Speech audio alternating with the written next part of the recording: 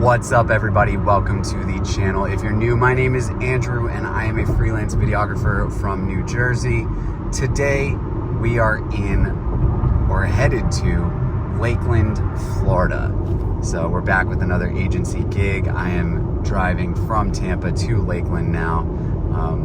Luckily I got a direct flight this time, so I didn't have to worry about layovers or anything like that. And we're gonna be hitting up two clients while I'm down here in Florida, one in Lakeland, one in Sarasota. So I rented a car. Typically I would do ride shares all over the place, but decided that I would rent instead. So I have a little bit more flexibility, a little bit more freedom. This is one of the longer gigs. Typically I'll fly out to a client, be there for 2 days, and then fly back on the fourth day. But because we have two clients out in Florida, I am going to be doing two-day content sessions. So that means a full week, including travel days. So today's Sunday. I'll have 2 days of filming tomorrow, a day of travel on Wednesday to get to the second location, 2 days of filming there, and then I will be flying back to Jersey on Saturday.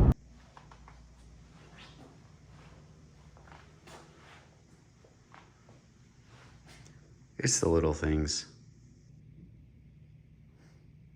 You're welcome. So we are here in the hotel, prepping all my gear for tomorrow. We've got this nice warm and cool look going on. The room is very echoey. There's no carpet or anything like that, but I'm prepping my gear, and I wanted to go back to one of the things that I was talking about in my last vlog, which was the headphone port on the camera. So come with me. So on my last vlog, I talked about how the headphone port on the camera is right in between the HDMI port and the mic port. So I cannot put my headphones in there because of the right angle on the HDMI cable. So I had to flip the HDMI cable around, and it was putting extra strain on the cable.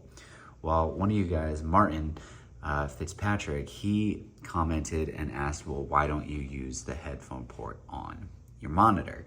And to be honest, I hadn't even thought of that because I'm not recording anything to the monitor, so I didn't really think that audio would be going into the monitor. But the headphone port on the monitor is right above the HDMI cable, so that kind of works out.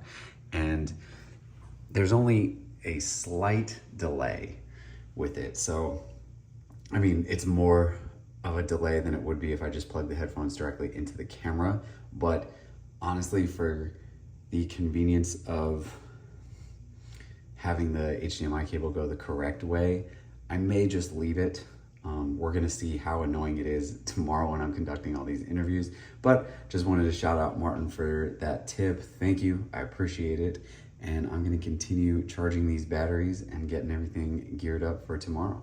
Figured I'd attempt to edit some of the last vlog before I leave for the shoot this morning, and gotta love hotel Wi-Fi. We are trying to import the footage into Final Cut Pro on the iPad, and yeah, the import process is just taking a really long time. So don't know if I'll get to any editing before shooting today. Might have to save it for when I get back to the hotel later.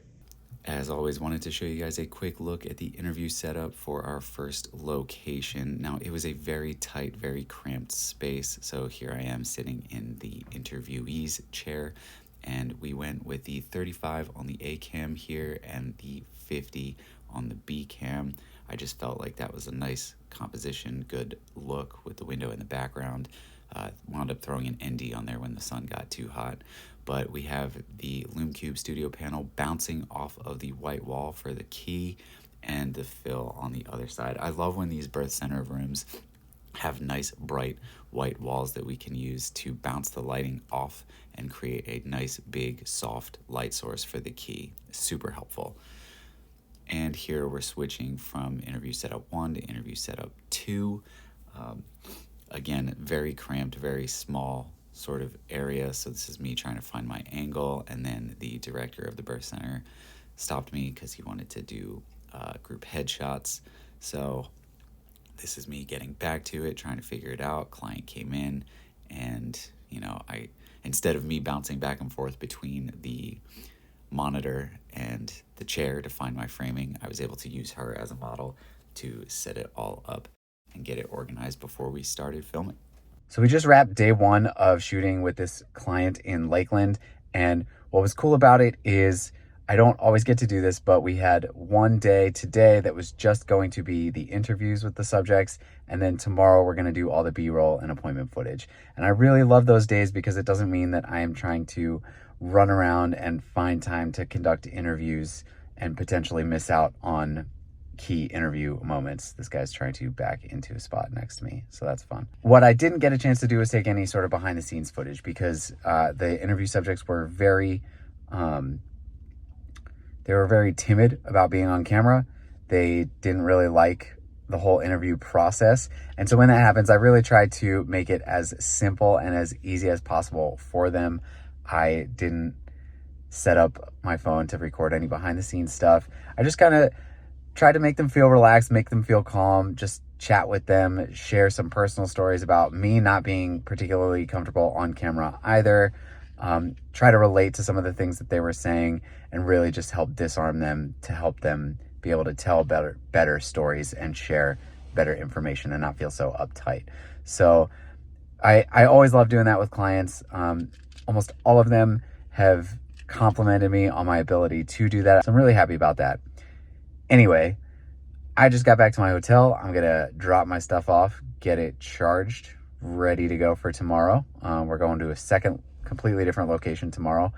Then I'm going to find some food and shower because it is humid down here and I am sweating like crazy.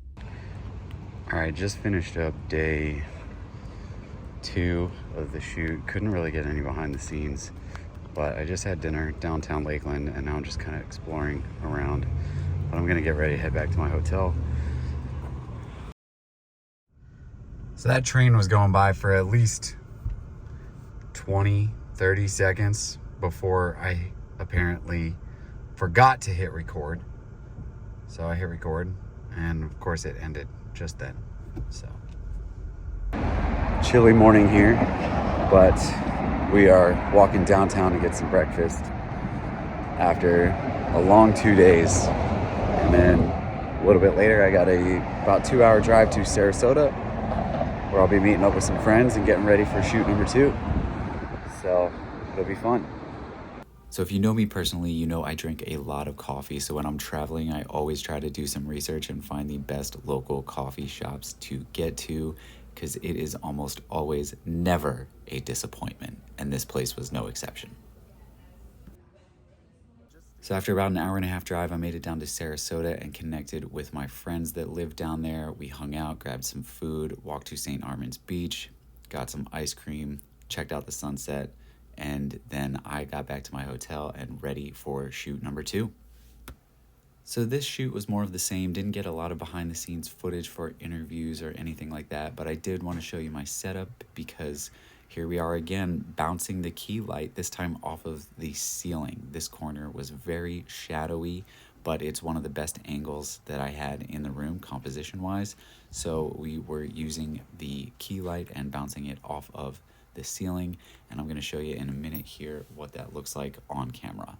So here I am in the A cam with no key light and now key light, and the B cam, key light on, off, and then it'll be on again, but it just really helped to fill out that side of my face.